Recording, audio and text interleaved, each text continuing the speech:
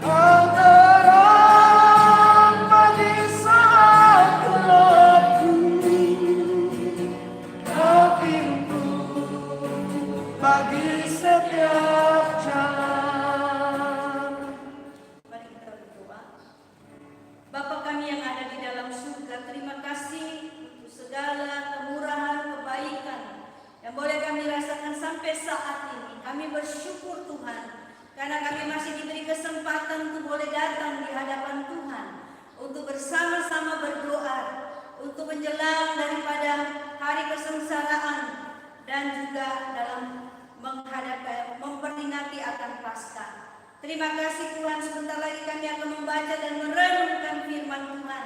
Kiranya Tuhan menolong kami mengerti kebenaran firman-Mu, mengerti kehendak-Mu bagi hidup kami, sehingga ada pembaharuan yang terjadi di dalam kehidupan kami di dalam masa-masa prapaskah ini. Kami serahkan waktu ini ke dalam tangan kasih Tuhan. Kiranya Tuhan memberkati daripada setiap kami, sehingga sungguh-sungguh firman Tuhan pada pagi hari ini menjadi berkat, akan menjadi kekuatan bagi setiap kami. Kami serahkan waktu ini ke dalam tangan kasih Tuhan. Hanya di dalam nama Yesus kami sudah berdoa. Amin.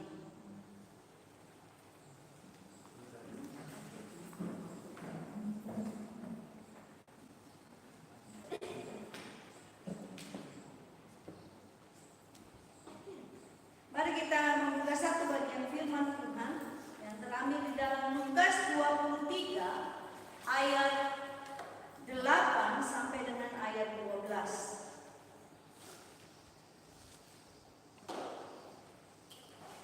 Pagi hari ini tema kita yaitu tokoh Herodes.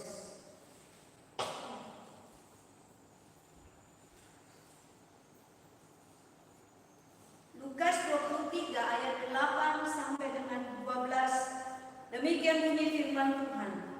Ketika Herodes melihat Yesus, dia sangat girang, sebab sudah lama ia ingin melihatnya, karena ia sering mendengar tentang dia. Lagi pula ia mengharapkan melihat bagaimana Yesus mengadakan suatu tanda. Ia mengajukan banyak pertanyaan kepada Yesus, tetapi Yesus tidak memberi jawaban apapun. Sementara itu imam-imam kepala dan ahli-ahli Taurat maju ke depan dan melontarkan tuduhan-tuduhan yang berat terhadap dia. Maka mulailah Herodes dan pasukannya menista dan mengolok-olok dia.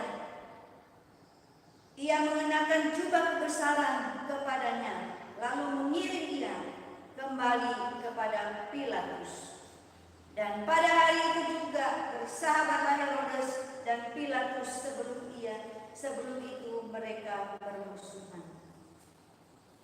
Bapak Ibu yang dikasihi di dalam Yesus Kristus, kalau kita melihat perikop daripada firman Tuhan yang sebelumnya di dalam ayat 1 sampai dengan 7, maka di situ kita melihat Tuhan Yesus sudah ditangkap dan sedang diperhadapkan kepada seorang pemimpin Palestina pada waktu itu, yaitu Pilatus.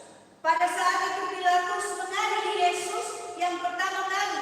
Pilatus tidak menemukan satu pun kesalahan daripada Yesus. Dan pada waktu itu Pilatus kehabisan kesabaran dalam menghadapi persoalan Tuhan Yesus ini. Bagaimana tidak sabar ketika Pilatus mengatakan tidak ada satu pun kesalahan Tuhan Yesus, maka semua orang termasuk para imam kepala semakin mendesak Pilatus supaya Tuhan Yesus itu dihukum. Bapak Ibu, mereka berkata dia menghasut orang-orang dengan ajarannya di seluruh Yudea, yang mulai di Galilea dan sudah sampai ke Yerusalem. Saudara, ketika Pilatus mendengar bahwa Yesus seorang dari Galilea, dari wilayah Herodes, maka Pilatus segera mengirim Yesus bersama dengan perkaranya kepada Herodes, yang pada waktu itu Herodes juga ada di Yerusalem. Saudara, siapa ya Herodes yang dicatat di dalam nats ini? Raja Herodes yang diceritakan dalam bacaan kita hari ini bernama Herodes Antipas. Herodes Antipas ini adalah salah satu anak Herodes Agung yang berperang besar di dalam membunuh bayi-bayi dalam kisah kelahiran Yesus Kristus yang dicatat di dalam Matius 2 ayat 1 sampai 20. Jadi Herodes Antipas ini adalah anak daripada Herodes Agung. Jadi apa yang kita baca pada hari ini dan yang dicatat di dalam Matius 2 ayat 1 sampai 20, Herodesnya tidak sama. Tapi Herodes yang ada di dalam Matius 2 itu adalah ayah daripada Herodes Antipas. Herodes Antipas ini menjadi raja atas 1/4 bagian wilayah daripada ayahnya. Dia memerintah selama 30 tahun lamanya di daerah Galilea dan Peria. Saudara, Herodes Antipas ini pernah mengambil Herodias, anak saudaranya sendiri yang telah bersuami, untuk dinikahinya. Maka dia ditegur dengan keras oleh Yohanes Pembaptis karena mengambil istri saudaranya sendiri. Karena dia sering kali ditegur dosanya oleh Yohanes Pembaptis, maka Herodes Antipas terpaksa menangkap dan memenjarakan Yohanes ini karena Yohanes berani menegur dosa yang dilakukan oleh Herodes. Bahkan Herodes kemudian memenggal kepala Yohanes atas permintaan anaknya sendiri. Kenapa, saudara? Karena dia sudah terlanjur berjanji akan memberikan hadiah ulang tahun apapun yang diminta oleh anaknya. Maka dia harus mengabulkan itu. Dia akhirnya memenggal kepala Yohanes Pembaptis. Saudara bisa baca itu di dalam Matius 14 ayat 1 sampai dengan 12. Nah, sekarang kita akan melihat di dalam nats yang sudah kita baca tadi, ada beberapa pelajaran yang sangat penting yang perlu kita pelajari dari sikap daripada Herodes Antipas ini. Yang pertama, Herodes mempunyai motivasi yang salah pada waktu dia bertemu dengan Tuhan Yesus. Saudara, kalau perhatikan di dalam ayat 8, di situ kita melihat betapa girangnya, betapa senangnya Herodes ketika melihat Yesus. Penyebabnya jelas disebutkan adalah karena sudah lama Herodes ingin melihat Yesus. Mengapa Herodes ingin melihat Yesus? Ada dua sebabnya. Pertama, dikatakan Herodes sering mendengar tentang Yesus, mendengar tentang kehebatan Yesus yang sering melakukan mujizat, melakukan tanda-tanda. Yang kedua, Herodes mengharapkan melihat satu tanda dari Yesus. Seorang penafsir Alkitab bernama Matthew Henry mengatakan bahwa Herodes ingin melihat atau bertemu dengan Yesus bukan karena dia tertarik kepada Yesus atau senang dengan ajaran Yesus, tetapi semata-mata hanya karena penasaran saja. Penafsir yang lain lagi mengatakan bahwa Herodes hanya ingin melihat satu tontonan yang mengagumkan dan keinginannya bukan didasarkan atas percaya kepada Yesus. Herodes mengharapkan melihat bagaimana Yesus mengadakan satu tanda supaya rasa penasarannya atau rasa ingin tahunya terpuaskan dan supaya ia dapat menggembar-gemborkan kisah Yesus itu nanti di sepanjang hidupnya. Oleh karena itulah Herodes mengajukan banyak pertanyaan-pertanyaan kepada Yesus supaya bisa membuat Yesus melakukan sesuatu untuk menunjukkan kuasanya. Herodes berpikir dia bisa saja menyuruh Yesus melakukan satu mujizat karena Yesus sekarang adalah tawanannya. Namun mujizat tidak boleh disepelekan seperti itu, dan kuasa ilahi tidak bisa disepil oleh penguasa dunia yang terhebat sekalipun. Saudara yang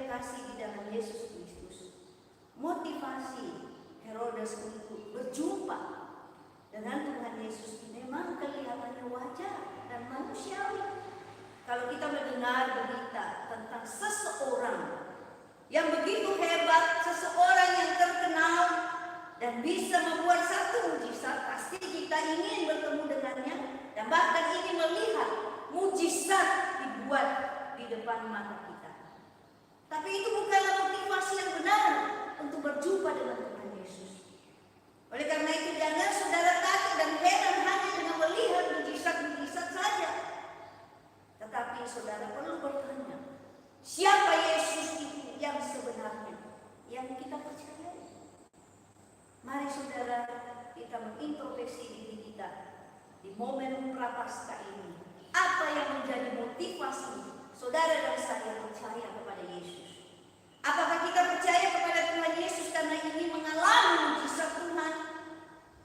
Apakah kita percaya kepada Tuhan Yesus supaya semua masalah kita dibereskan oleh Tuhan Yesus? Apakah kita percaya kepada Tuhan Yesus supaya hasrat hidup kita dipuaskan? Kalau kita memiliki motivasi seperti itu, tentu semuanya ini adalah motivasi yang salah.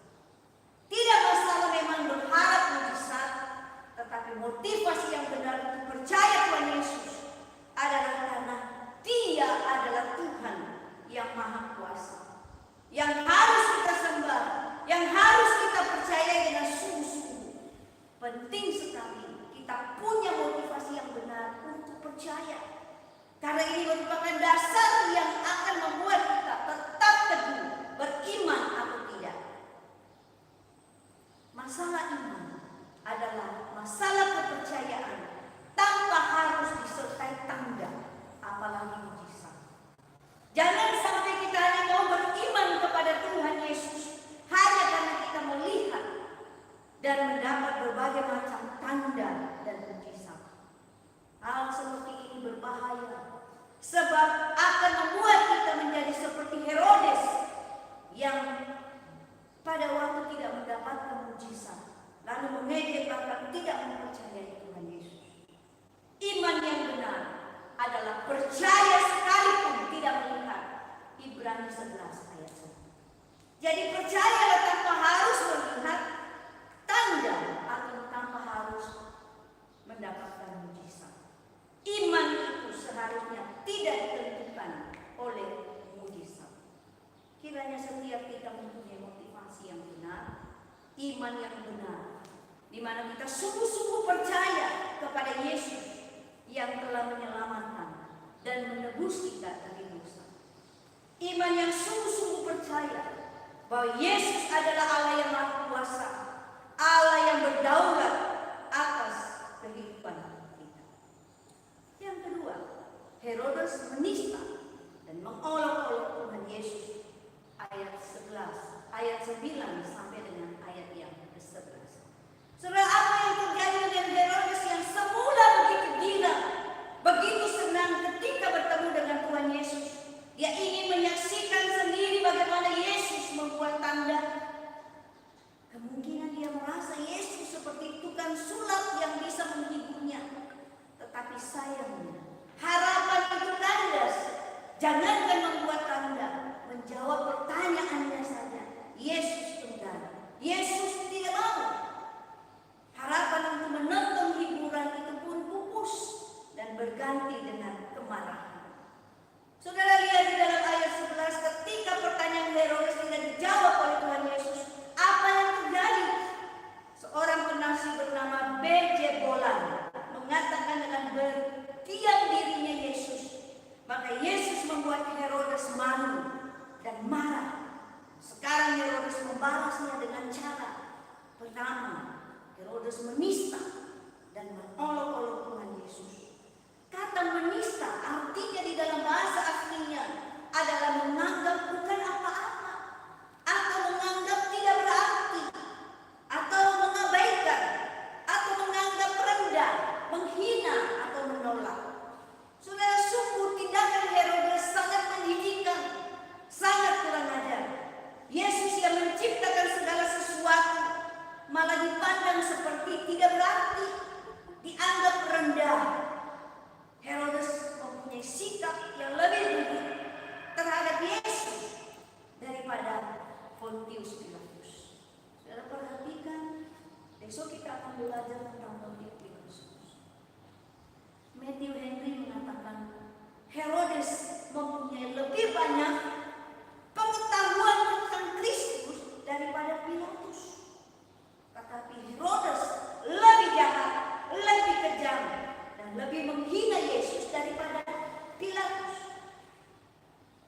Satu kalimat yang sangat penting yang perlu kita perhatikan dengan baik yang dikatakan oleh seorang penafsir Matthew Henry. Dia mengatakan begini, pengetahuan tanpa kasih karunia hanya membuat orang-orang lebih jahat. Dan hati-hati, setiap kita yang punya pengetahuan lebih banyak daripada orang lain, dikatakan kalau tanpa kasih karunia hanya membuat orang-orang lebih jahat. Bapak Ibu yang terkasih di dalam Yesus Kristus, bukankah di masa-masa sekarang ini banyak orang melakukan seperti yang dilakukan Herodes?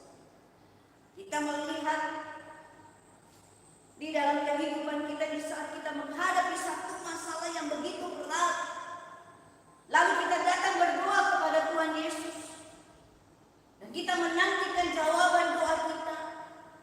Dan kita merasa kenapa Tuhan Yesus berdiam diri?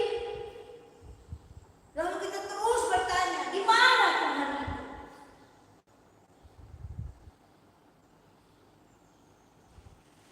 Kita mulai meragukan Tuhan.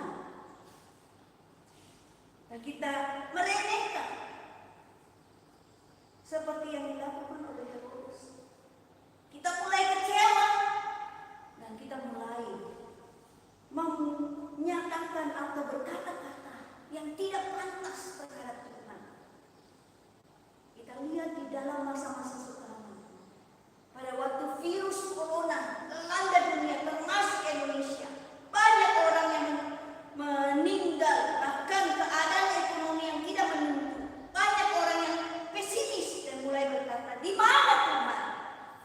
Kalau Tuhan itu maha kuasa, kalau Tuhan itu maha baik, penuh kasih, kenapa corona sampai saat ini tidak berhenti?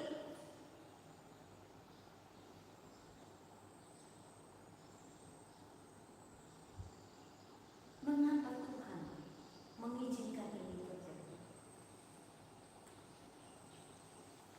Kalau memang Dia Tuhan, harusnya Dia menghentikan corona ini, sehingga tidak banyak hal yang merugikan manusia, termasuk anak-anaknya. Kita tahu di dalam masa corona, ekonomi semakin merosot, keluar banyak yang mengalami perceraian oleh karena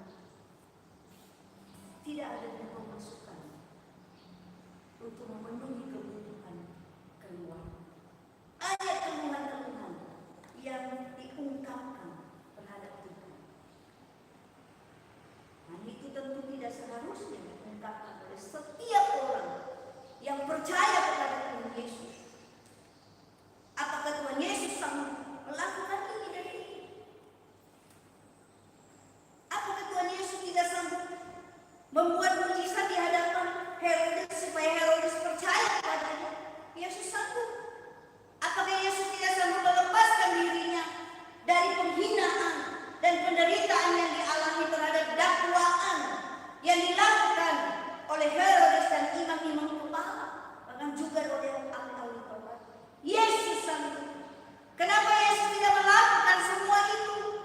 Yesus tidak melakukan semuanya itu karena Dia taat kepada kehendak Bapa. Saudara, kalau kita melihat sebelum Tuhan Yesus ditangkap, kemarin saya cerita pada anak-anak kelas 5. Pada waktu Tuhan Yesus berada di Taman Getsemani, Dia berdoa bersama-sama supaya Tuhan mengangkat cawan penderitaan yang akan Dia alami. Tetapi apa yang terjadi? Berkali-kali Tuhan Yesus sendiri, tetapi terakhir Dia berkata, biarlah kehendakmu yang terjadi.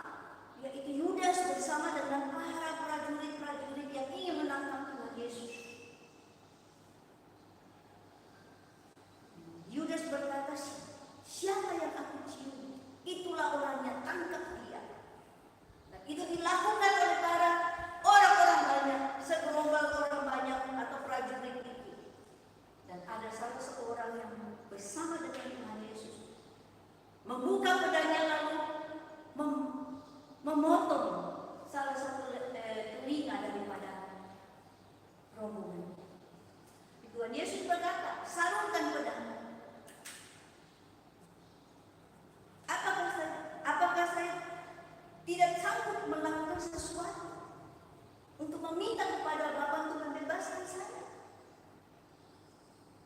Sebetulnya Tuhan sanggup melakukan. Dia bisa melarikan diri, tetapi dia tidak melakukan itu. Kenapa? Karena dia taat kepada kehendak Tuhan. Dan apa yang tertulis di dalam kitab suci supaya digenapi. Saudara yang terkasih di dalam Yesus Kristus, Yesus lebih taat kepada kehendak Tuhan supaya tergenapi apa yang tertulis di dalam firman Tuhan. Kedua, kita melihat Herodes menghina Tuhan Yesus dengan memakaikan jubah kebesaran kepadanya, yaitu sehelai kain berwarna indah sebagai raja jadi-jadian. Ini adalah satu bentuk penghinaan dan keagungan Tuhan dan posisinya dari raja daripada di atas segala raja. Tindakan tidak terpuji Herodes ini kemudian nantinya dicontoh oleh tentara Pilatus juga melakukan penghinaan yang sama ketika Herodes mengembalikan Tuhan Yesus kepada Pilatus untuk diadili. Yang sebenarnya kita tahu Herodes tidak menemukan kesalahan Tuhan Yesus, namun dia juga tidak mau membebaskan Tuhan Yesus. Dia malah mengirim kembali kepada Pilatus. Saudara, ini satu tindakan ketidakadilan sekaligus sikap arogansi penguasa. Demi melanggengkan, melestarikan kekuasaannya, dia melemparkan masalah itu kepada orang lain. Bapak Ibu yang terkasih di dalam Yesus Kristus, di dalam ayat 12 dikatakan, maka terjadi satu rekonsiliasi di mana Pilatus menjadi sahabat daripada Herodes. Mereka yang dahulu bermusuhan, maka terjadi rekonsiliasi, persahabatan. Saudara, kita melihat ini, ternyata kehadiran Tuhan Yesus itu selalu membawa damai, mempersatukan orang. Luar biasa Yesus yang kita percaya. Tidak sia-sia kita percaya kepada Yesus. Oleh karena itu, biarlah di momen Prapaskah ini, mari sekali lagi kita diingatkan untuk mempunyai motivasi yang benar, untuk percaya kepada Tuhan Yesus dan rindu semakin mengenal pribadi Yesus, dan senantiasa tidak melakukan hal-hal yang tidak menyenangkan bagi Tuhan.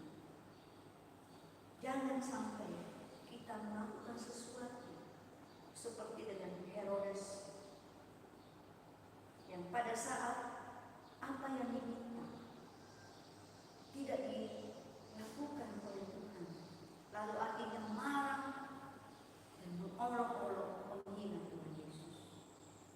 Mari kita bersama-sama berhati-hati di dalam perjalanan hidup kita mengikuti Dia, senantiasa mau lebih dekat dan lebih dekat, semakin mengerti siapa Yesus itu, dan mau mengasihi Tuhan Yesus lebih dan lebih lagi, dan kita tetap setia mengikuti.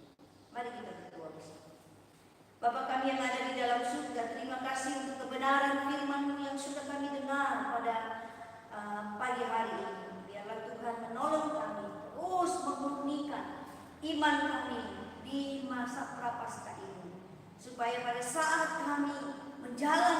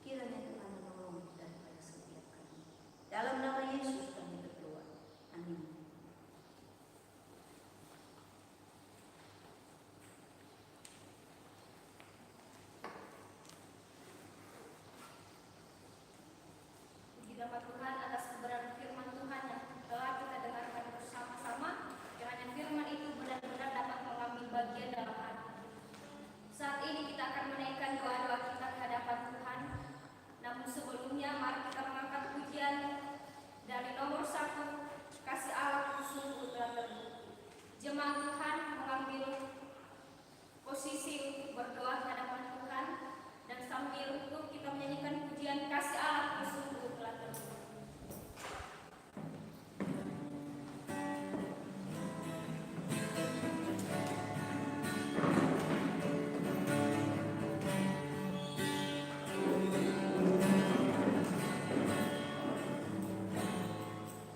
Kasih Allahku sungguh telah terbukti ketika Dia serahkan anaknya. Kasih Allah mau berkorban bagi kau dan aku. Tak ada kasih seperti kasih. Bersyukur, bersyukur, bersyukurlah,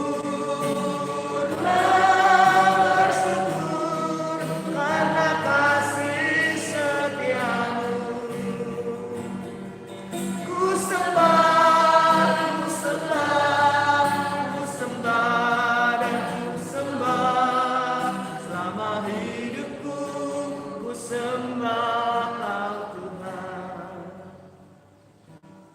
Jemaat Tuhan, saat ini kita akan fokus untuk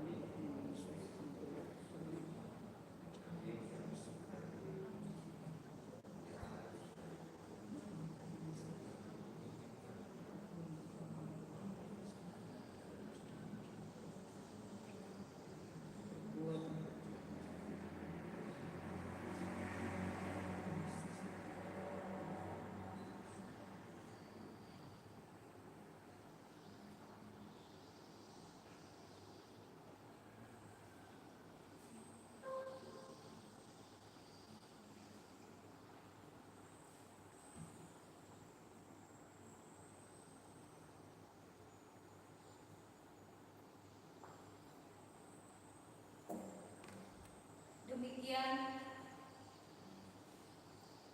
doa-doa yang sudah kita sampaikan kepada Tuhan, kiranya Tuhan menjawab sesuai dengan waktu Tuhan. Jemaat Tuhan kembali dipersilakan untuk bangkit berdiri. Kita akan mengakhiri persekutuan kita pagi hari ini dengan menyanyikan pujian nomor 10 karya terbesar. Pujian nomor 10 karya terbesar.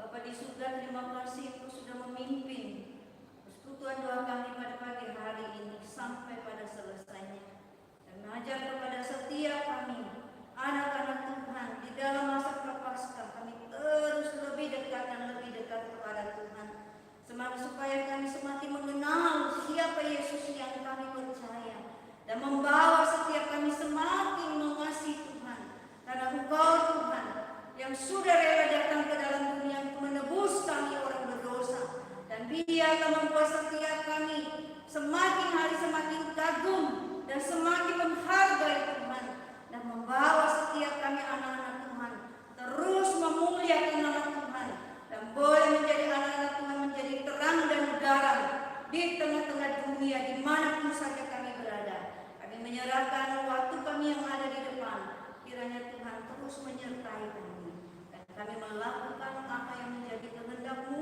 dan kami melakukan yang terbaik bagi Tuhan. Terima kasih Tuhan. Kami berdoa hanya di dalam nama Tuhan Yesus. Amin. Demikian ibadah kita pagi hari ini. Selamat pagi, Tuhan Yesus memberkati. Jika ada pengumuman, dipersilakan.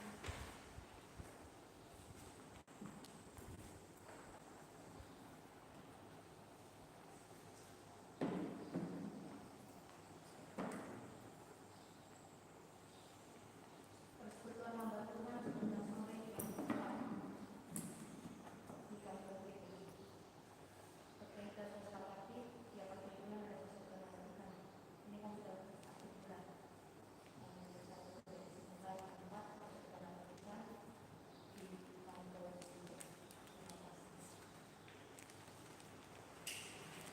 selamat pagi, Tuhan Yesus memberkati.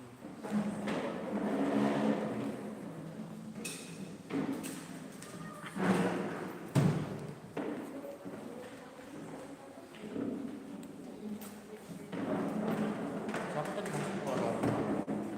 Ada anak-anak. Hah? Ada anak-anak, enggak tahu.